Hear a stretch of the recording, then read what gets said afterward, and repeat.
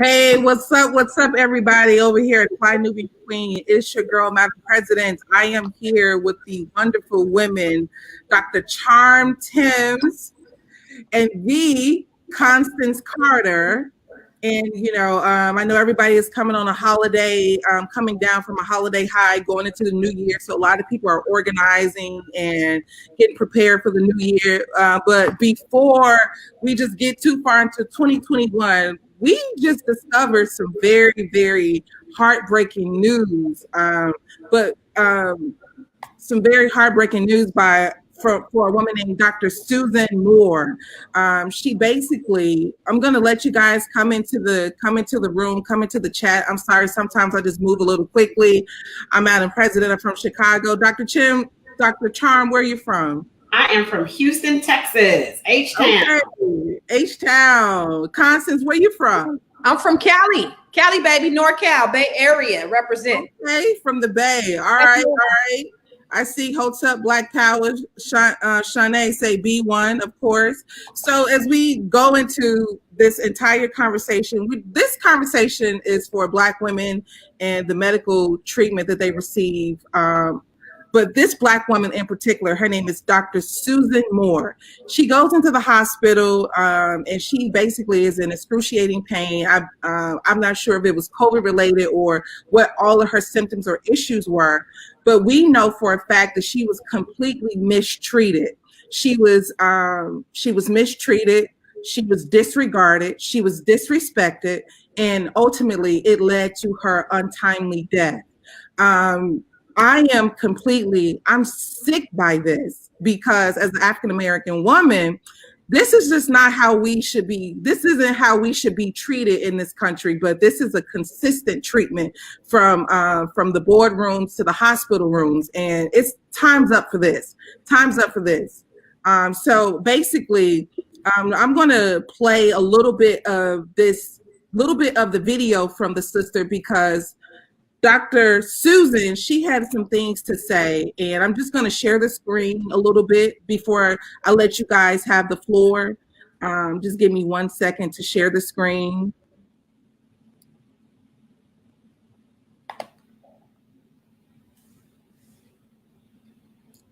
Can you guys see it?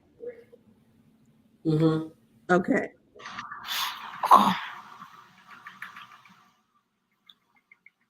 Next thing I know, I'm getting a stat. See, wanting. There's not much I can do. So I started asking, send me to another hospital where they can treat me. And if they're not going to treat me here properly, send me to another hospital. Well, next thing I know, I'm getting a stat. CT of my neck with and without contrast.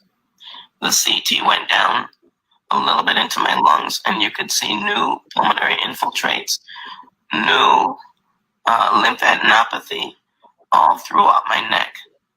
And all of a sudden, yes, we'll treat your pain. You have to show proof that you have something wrong with you in order for you to get the medicine.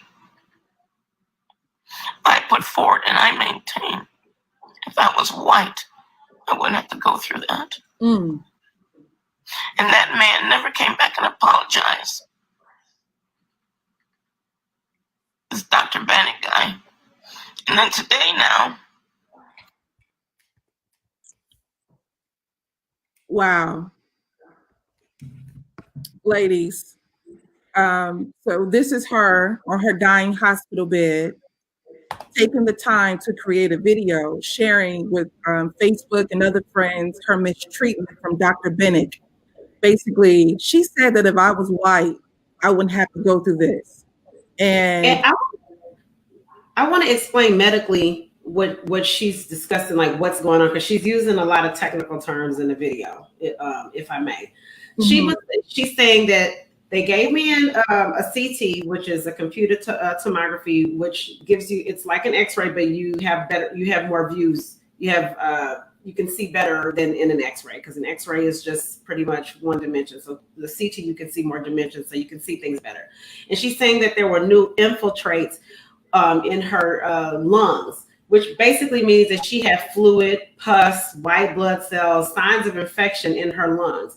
So the main part is that she was saying that she had all this pain and that she couldn't breathe. And the doctor was saying to her, oh, you can breathe. I don't know why you're in so much pain. You're asking for this pain medication. And she said they made her feel like a drug addict.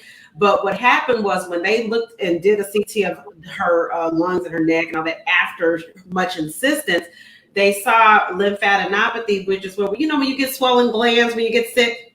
Okay, so she had those swollen glands that were all in her neck, which was causing this neck pain, to where she was in this excruciating pain because they were basically, these glands swell up because they're filled with white blood cells, which is, we're trying to fight an infection. So when your glands swell up, it's your body's mounting a defense. You're fighting an infection that's happening. So because she had such a, the severity of her infection started to be worsened, the glands in her neck started to swell up, and they were pressing on her nerves and causing pain. And this is why she was in pain. It will also obstruct breathing. And this is why she couldn't breathe or felt really short of breath. Also, having the fluid and the signs of infection in the lungs will also cause a person to be short of breath.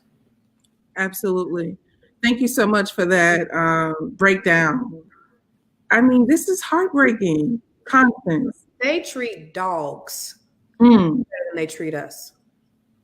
This is absolutely ridiculous. I've seen time and time again where somebody will go, a black man will go into the hospital with the exact same symptoms as a white man. Black man will tell, oh, let's just give you some Tylenol and send them on their way. A white man, they'll do x-rays, they'll do scans, they'll do everything they can to check them out. And these are statistical facts. And it's in every single, I have a cousin that just died a few months ago. He couldn't have been more than, let me see, I'm 44, so he couldn't have been more than 50. And the first thing that they said to him was they thought he was on some type of drugs. They just automatically assumed he wasn't a drug user, but they thought that based upon his symptoms, he was a drug user, and so they would not treat him. And they treated him just really poorly. He ended up passing away. The mortality rate, the infant mortality, or the mortality, for women. I have a friend who died in childbirth, and that is way higher for Black women. What's the percentage, Dr. Charm? The percentage for Black women dying in childbirth is 10 times, 20 times, 100. I don't know, more than white women. We know, it's just, but it's like you have to prove, and we have to be our own advocates. So when I go to the doctor, I already know they're not going to treat me. They're going to just give me the basics of it. So we have to be, and this lady was a doctor by no means, right? She's a doctor, and she couldn't even get the help that she needed.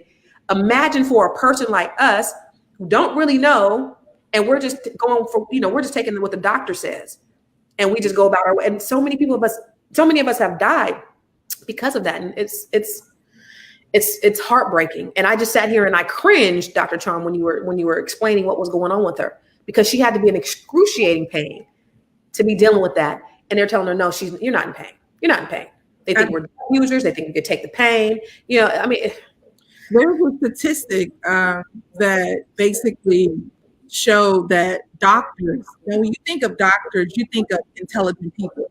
You think people who have just basically just a higher intellectual ability than a normal mind, right? You're thinking this person is a doctor. They know things that other people don't know. But I'm surprised when I think about statistics. Doctors have shown that doctors believe at maybe 70% of the doctors who just test out of med school, if not higher, believe that Black people can tolerate higher pain than white people. This is statistics, people. That means that people who have graduated with a MD about to go out into the world are that ignorant. Can I make so they treat dogs better than they treat Black people? Well, yeah, there was a 2016 study that surveyed white medical students, and they still had the difference in the feeling and expression of pain between Black people and white people. And then there's other research studies that show when Black people present to an ER with pain, they're going to be given less pain options for pain management than a white person. And this goes into implicit bias, the stereotype of the drug-seeking behavior, the media, the television, the movies and things that paint Black people as drug abusers, drug addicts, drug dealers, drug sellers, when actually the research shows the group that is most likely to do hard drugs, not marijuana, but the hard drugs, the pills and the cocaine and these kind of things are white people actually.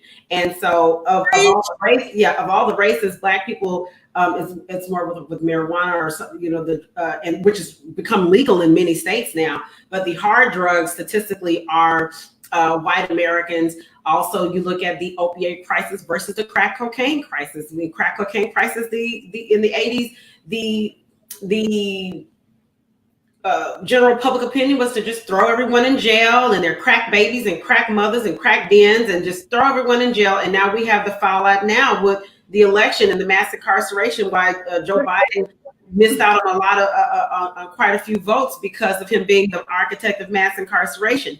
And now, but now you have the opiate crisis, and it's, we have compassionate care for you. And, I'll go in Whole Foods and see needle bins where the suburban white people can drop their needles off and put those into the needle bin. And the opiate crisis gets some help for that. And they've gotten congressional dollars for treatment, and which they didn't show that to Black people who were going through crack. So this all plays into this implicit bias that happens when someone presents to a doctor's office. But 9 times out of 10, the drug-seeking, opiate-seeking behavior, who are addicted, who are on pills, maybe got addicted in the doctor's office and maybe have graduated to heroin, is not our people statistically. Absolutely. So Dr. Carr, what do we do? So, because, how do we fight this? Well, we know that Black people are less likely to, we have more health challenges because we're less likely to go to the doctor because of, medical insurance and things like that. A lot of times we're not as educated. We have the lower income medical. Like, how do we advocate for ourselves when we go to the doctor and they tell us we ain't in pain? Well, one thing is that these infant mortality rates for Black women, it's regardless of socioeconomic and educational status, which is really damning. Look at what happened with Serena Williams. She said Serena Williams had blood clots in her lungs, which are known as pulmonary embolisms. It was this is years before her pregnancy. She was prone to those. They put her on medication. I think she went on a vegan diet and hired a vegan chef to year round with her because of these blood clots. And when she was in labor, she said she had the feeling like she did when the blood clots.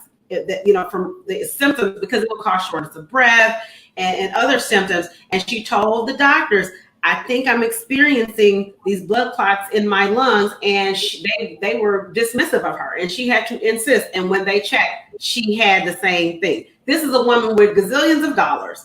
And not only that, but the notoriety and fame and goodwill and spokespersons for this and that. So the thing is, I say that to say the socioeconomic is not, it plays a role, but this is happening to us no matter what education and wealth level. So one thing that Dr. Susan Moore did that got her help is that she asked for the patient advocate. Now, when someone is hospitalized, every hospital has a patient advocate, and they have an ombudsman, and these are people who are there to every institution has a designated patient advocate, and they're to take any kind of complaints, anything where a patient feels that they've been mistreated, they're not getting adequate treatment. And that's one thing that she did, was she complained to the patient advocate, and then that person legally, they have to intervene because this is something that the hospitals and things, this is covered by the Department of Health in every state. That oversees the running of hospitals, and JCO, the Joint Commission, who gives hospitals their certification. So they get, they survey not only hospitals, but nursing homes. So even if you have a parent, for people who have a parent who they're concerned about COVID in a nursing home, and they feel like they might not be getting adequate treatment, each nursing home also has a patient advocate. So she asked for that patient advocate. She complained. And as a result of that, that's when she started to get better care. And so people need to know their legal rights in that aspect. Also, if it's your family doctor's office, you have a right to have copies of your medical records. That's your right as a patient. And a lot of times, if your doctor says, well, I don't want to order that, or I don't want to do that, then you need to say to them, please document that in my chart that you're refusing to do this. Because see, if they document it in the chart, then that's a legal document. And so they're held accountable for that. It's not your word against theirs. It's in the chart. It's a legal record. It can be brought up in court.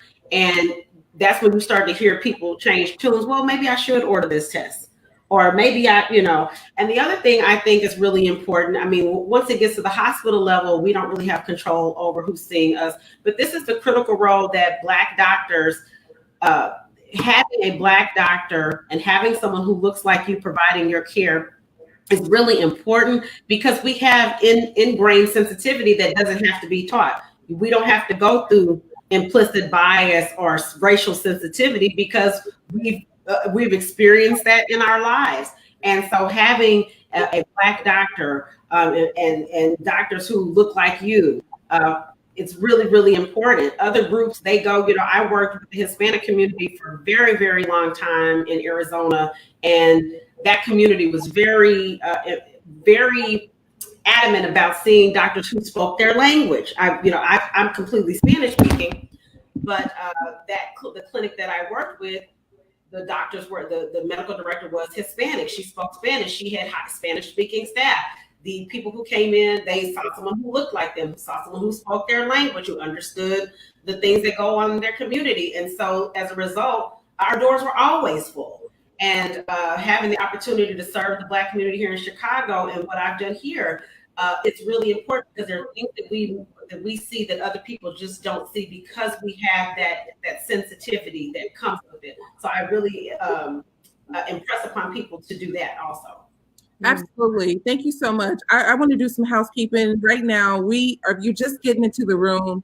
We're just talking about the mistreatment of Black women in healthcare, and how we lost the Dr. Susan Moore recently to basically racism and lack of, care for her. And Dr. Trom has just given us some really good information on how to basically things on asking for the patient advocate. But I want you to text the word Queens right now to 31996. This kind of information or this kind of chat is constant in this community. This is a space for melanated men and women 24/7. So text the word Queens to 31996. And I just want to get back to what Dr. Charm was saying. Basically, what you were basically saying is like the overall well-being of Black women. When we are in the hospital, when we are doctors, when we understand our resources, asking for an advocate, for patient advocate, which I'm just now learning this. I have never in my life knew that you can have ask for a patient advocate. While we're on the medical topic, I'm here in Atlanta. I don't have health complications too often, other than I need to stay away from sugar, and work out more. But I will say that a few years ago, I went to the hospital because I had a burning sensation in my stomach. And it was painful. I couldn't work. I basically was at work and I couldn't even stand up straight. And like I said, I'm not a sickly person. So for me, that was very uncomfortable. I was in a lot of pain. I went to the ER. I went to the ER 3 times. Okay. 3 times. The first time I went to the ER, the doctor informed me that, hey, we're just going to give you some pain medicine. And I said, okay, the pain medicine did nothing for me. I went home. I was in complete pain. Okay. I called a friend who works in the medical field. I said, I am in excruciating pain. I am not I need more than what's being provided to me. She told me, she's a nurse. She said, I want you to go to the same ER. Don't go to another one. Go to the same ER. They have got to treat you and see what's going on. I went there a second time. And they doped me up with something. All I know is they knocked me out. By the time I woke up, they was like, okay, we're going to send you home. I never had an x-ray. I didn't have anything. I went home a second time. I went again the third time, and this was all within like a 3-4 day period. I finally went the third time, and there was a doctor. He said, "This is your third time here." He said, "I'm going to order you an endoscopy or a colonoscopy, right?" So I finally get an endoscopy, and they discover that I have a perforated ulcer. Perforated ulcer. And it was so bad. The doctor said, "We are contemplating surgery, but you had it and it's closing up. It's healing itself." She said, "So I don't think we're going to do the surgery." But it's so damaging when I hear these stories because I have this first-hand experience when someone is under the impression that you can handle the pain, that you can, that you'll be okay. And it's a problem because think about this, Dr. Charm and Constance, based on the conversation that we're having. And we're constantly, this is a whirlwind of improper care. Guess what? I also had to fight the job that I was on. When I got finished with that hospital bill, I went to the job and was like, "Look, we need to renegotiate where I am, who's paying for my health care, all these different things." A lot of times young Black women don't have these conversations because it's way too late. So we're constantly uninformed. And we're constantly paying for being uninformed. The issue is you cannot allow the lack of information to cost you your life. Yeah. So perforated ulcer, that could have caused an infection. If it wasn't healed up, you could have had a systemic infection. So the fact that they missed that and really didn't, you had to go back 3 times. Times. If some kind of complication could have happened, that would have been a malpractice suit. Absolutely. And I don't want to get that far, so it was a lot of things that I had to learn. But I want to ask you, Constance, basically, have you ever had a personal experience? Well, you shared you had an experience, but based on Dr. Thompson, how do we correct this? But from your profession, your standpoint, how do you add to that? I just think that it just stems through every aspect of our lives, and I'm sick and tired of it. I know that we do need more medical professionals in our communities, but it goes to the police officers. I know a lady who speaks to different professions about implicit biases. She goes to different police organizations across the country. She goes to different hospitals because it's just all through our system on how they treat us. But I know that we have to be proactive in how we deal with every aspect of our lives. And it's a shame because, just as Black women, we got to run faster, jump hard, all that, even with, our own health. If you look at the book by Harriet Washington, Medical Apartheid, if you've read the book Medical Apartheid by Harriet Washington, she talks about the experiments that they've done on us. And because they thought that we had a higher pain threshold, they practice a lot on Black women, especially a lot of, procedures with no anesthesia because they think our pain tolerance is much higher. The Tuskegee experiments, it didn't just stop there, but they've used us as what do you call those? The mice. They use us as that since colonization, since we were brought over here, and it hasn't stopped. And it's been formed inside what they think of us. And, I just say, that's why I asked Dr. Charm, what can we do? And I'm glad that you said that we have to ask for an advocate because most people don't know about the advocates. I kind of heard, but now I really, really understand. But for me, it's okay, what else can we do to educate ourselves? Because it's not just enough for us to complain about it, just to know that it exists and just, let's be keyboard warriors and just talk about it all the time. What can we do to really effectuate change so that this stops happening? I think we need to get politically involved too. I was at one of our local community hospitals, and with the COVID relief bill, we have a bill that's being signed today. With the COVID, with that first CARES Act, there were federal dollars allocated to hospitals, but they had to have had so many millions of dollars in expenses or in patient treatment. So it naturally led the bigger hospitals to getting more of these federal dollars. So for instance, here in Chicago, we have hospitals that are in the Black community that are fighting to stay open, that are on the verge of closing. They did not get any of these CARES Act federal dollars because they weren't the larger, the bigger hospitals like the University of Chicago system or some of these larger hospitals that are seeing a higher volume of patients.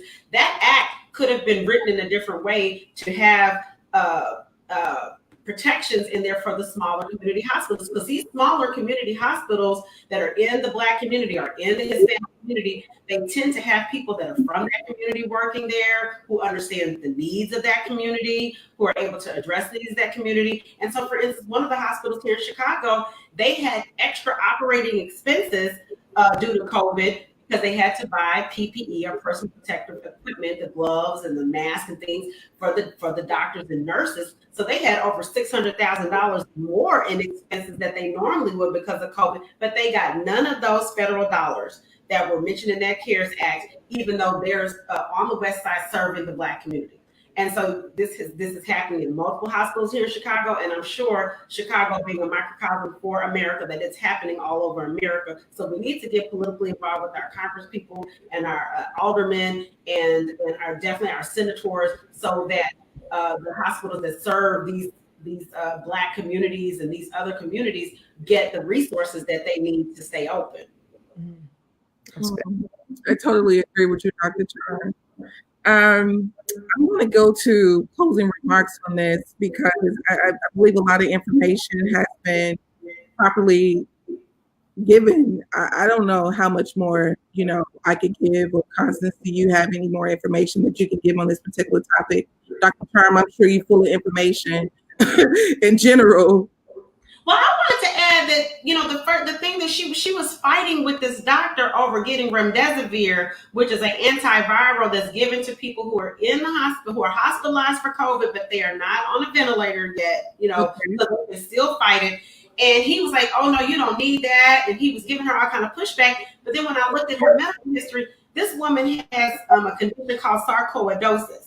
And Bernie Mac actually had that, and that contributed to his death. It's an autoimmune condition, which is where the body's attacking itself, to where they're these what we call granulomas. So they're balls that are formed in the lungs and other parts of the body, but it specifically attacks the lungs. So if you have a person, so basically she had a big risk factor for not surviving COVID, having this sarcoidosis. So for her to have to fight this doctor to get an antiviral when she's not a healthy person coming in with COVID, she's a person with a compromised immune system with a condition that would make her more susceptible to a mortality from COVID, to have to fight him, I thought as a physician was ludicrous. And on a personal note, I have had to file complaints against ambulance companies, doctors, regarding patient mistreatment of my patients, and then even in personal situations. And a lot of times when they see that you are a Black woman or Black person of intelligence and you know what they know, for certain people, in some cases I've been, oh, you're a doctor, let's give you some professional courtesy and let's give you extra care. But in some cases, when you have people who have these type of biases, they feel threatened by that. And I say that maybe this doctor felt threatened by someone questioning his medical abilities and questioning his treatment choices. And to see that with someone that looked like her, I can't say what's in this man's heart, but I know the experiences that I have had.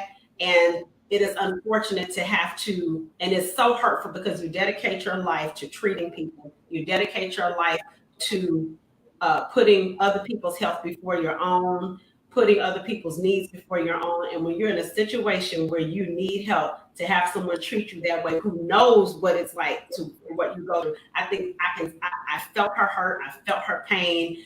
And I really pray for justice on behalf of her and her family for how she was treated. That's what I was going to ask. Do we know if anything has happened to him? I know it's all really very new, or is there anything that we can do to ensure that he's held accountable?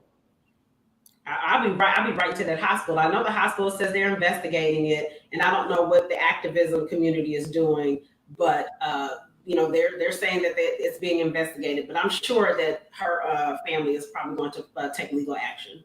Yeah, I think that's where we need to keep our ear to the ground and ensuring that this doctor is held accountable. So just, just kind of keeping up on that, make some phone calls to the hospital, bombard them with letters, do all of those things to ensure, because they don't want that smoke. They don't want a bunch of people calling. They don't want a bunch of letters. They don't want all the controversy. So I was going to say that I'm going to add where I'm going to see if there are any petitions that's going on. If there are any petitions, I'm going to add it to the context of the video on the about part as it get distributed all over. And I want to know something too. Do you guys think, and I'll start with you, Constance, do you think this was poor judgment or racism? Both. It's flat out, because I think a lot of these implicit biases are based in racism, and both. Dr. Charm, do you feel the same? Both, but he has had someone. I saw one article where people looked at some of his patient reviews, and there had been other patients that had complained about some of his behavior.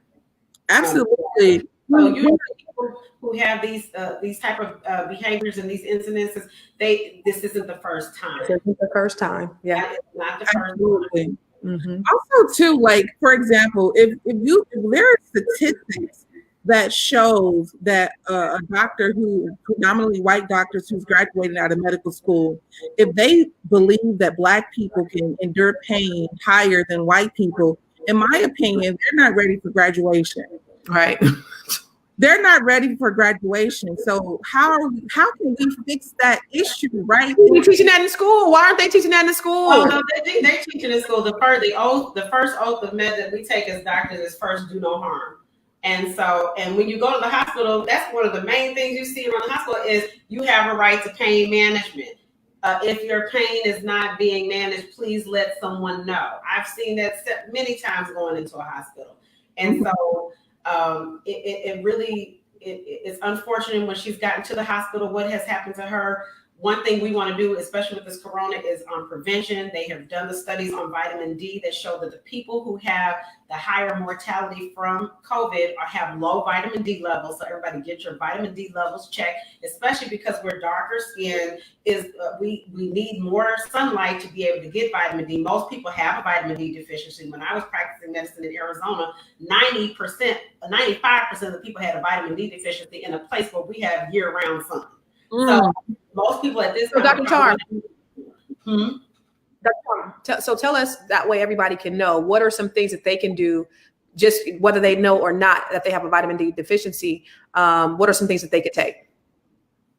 Vitamin D supplements, that's the main thing. Also, the cod liver oil and the oily fish is where you get it in the diet. But at this point, when we're dealing with a pandemic, I think everybody should get their levels checked and make sure that they're at optimal levels. And if they're not at optimal levels, go ahead and start taking a vitamin D supplement because it will contribute to the flu. Like you're more susceptible to it regulates over 2,000 processes in the body. It will contribute. They're showing it in severity of asthma, influenza, and now COVID. So vitamin D, the research on that really blew open probably about 15 years ago. And people really just really, especially Black people, need to be getting their levels checked. And then just making sure you have immune support, because if we can prevent it to where we're not getting to the point where we need to be hospitalized, then that will make all of the difference. And, the vaccine is out and everything. What if someone said, what is optimal levels? It depends on what your labs say, but most labs, if you're at like 30 or below, that's going to be like you have a deficiency. But it depends on the reference range, which is because there's different labs and they have different ranges. So you have to go to your doctor and say, okay, is this in an optimal range? And they'll let you know. But if it's low, you need to be on supplement to get it up. And then just also for maintenance. But also, if we can get to the prevention, they're talking about the vaccine. The vaccine is still, they're saying it has a 95% efficacy, but there are people who are concerned about the side effects. People are concerned about having risk factors to not get the vaccine, or just not trusting it. Black people have a lot of distrust because of what happened with Tuskegee. So I'm not here to say don't take the vaccine or take it, but what I will say is that having a healthy immune system and having a decrease in risk factors in a healthy diet will, for any infectious disease or any disease that hits you, you'll have a better outcome if you have a healthy immune system. What about zinc? Zinc, vitamin D, vitamin C, vitamin A. These are all the kind of the immune system herbs, supplements. When at the height of COVID, at the height of the lockdown, March, April, you could not find this stuff in the stores. You couldn't find, I remember I had to go to Walmart and get vitamin C when I usually can get it through a doctor's warehouse. Couldn't find anything, couldn't get anything. I mean, it was so bad because people know that they need immune support. The people who are in the know to get that immune support, and you couldn't even find anything. So Dr. Charm, what do you see? I'm sorry for asking, but I'm just curious. In terms of what's going on with COVID, you know, the levels are increasing. Where do you see this going? Do you see it going down? What's going to happen? Like what direction are we going? Well, I mean, with the vaccine, you'll get a certain level of what we call herd immunity. What they're trying to do with the vaccine is get enough people vaccinated to where you'll have immunity in the community, and it'll be, you know, if it goes to one person, but then this one person is immune, it can't hop from person to person to person because you have more people that are immune. Also, with people who haven't had COVID, they get a little bit of immunity that's conferred for about 3 months is what they're showing. And so remember that the mortality for COVID is about 1%. 99% of people who get COVID are going to recover from it, but we have a severe syndrome where they have the post-COVID syndrome where they're having lung disease, permanent exhaustion, lung disorders, kidney problems that are a result from having this fallout from COVID. And that's not going to be most people. That's going to be a small population, but it's so severe that's the issue. And so as you have more people with immunity, naturally we want to get to the point where we have herd immunity to where it becomes not a pandemic anymore. So I think that we will have a better outcome from it as it goes on, but it really has been very deadly. I know people who have died from it. I have helped patients recover from it. And so it is very serious. I'm not going to say that it isn't. Black people ain't trusting the vaccine. And, you know, what do you say? I know you say you're not telling people to or to not. Is it for, do you think that we should? Is it for our better good that I think people need to putting ourselves at risk if we don't? I think people need to do the research and make their own decision, but I also want to say that having a healthy immune system is something that is just now starting to be discussed. The research studies are starting to come out on it, on having a healthy immune system with certain supplementation will give a better outcome and also can prevent it. They even did a study with some of the people who were exposed to COVID, and they did a study with a high dose of vitamin D, like a one-time dose, and that showed some promise. And so I say do your own research, make your own decision, but don't be bullied into doing something, but make your own decision. It really is a personal decision for you and your family, but know that a healthy immune system is something that I don't think is discussed. That's good. And what about this new strain in Europe? The new strain in Europe, again, having a healthy immune system. I mean, diseases are going to mutate. I mean, they've now said because of the so many people being on antibiotics from COVID, it's causing a super strain of gonorrhea, of antibiotic resistant gonorrhea. And so, and COVID and gonorrhea have nothing to do with one another, but it's just because if you have more people that are on antibiotics in a society, then when you get another disease, that disease can mutate and be resistant to these antibiotics. So there you go. I was in Los Angeles, I want to say October of last year, and I'm just not used to spending seasons in LA. So there was this hard wind coming through. I was wearing like a jean jacket. I woke up one day and had a chest cold that I had never had in my life. It was to the point where when I coughed, my whole body shook. So I said, let me go to the ER because I'm thinking, let me get an antibiotic so I can keep going. The doctor was like, we just don't give antibiotics to healthy people. You may have a chest cold and I don't see any he said any infection, so we won't give you antibiotics. And I was like, wow, that's the first time I kind of experienced that. But based on what you're sharing with me, antibiotics, they typically just don't give it out anymore unless there's real reason. infection. Well, an antibiotic is not going to do anything if you have a viral infection. If you have a viral infection, antibiotics will do absolutely nothing. In the old school doctors, they would throw antibiotics at everything. And then what's happened now is we have all these diseases that are resistant to antibiotics because bacteria and viruses, now that they're very intelligent. So they said, okay, y'all throwing this at it. We're going to mutate. We're going to change up so that we're not affected by that. We're going to change our clothes. We're going to put on some different camouflage. And so you have a lot of antibiotic resistance. A lot of times at the first stages, and really with COVID, and for people who are into the doctors who are pro hydroxychloroquine, I know there was a big controversy about it, but a lot of the research has now been disproven, saying that it was deadly. There are 171 studies that show that hydroxychloroquine is safe and effective. And remember, this drug is 60 years old. It was used to treat malaria, and that's one of the theories as to why people feel like COVID has not ravaged Africa, because a lot of people are already on hydroxychloroquine for malaria prevention.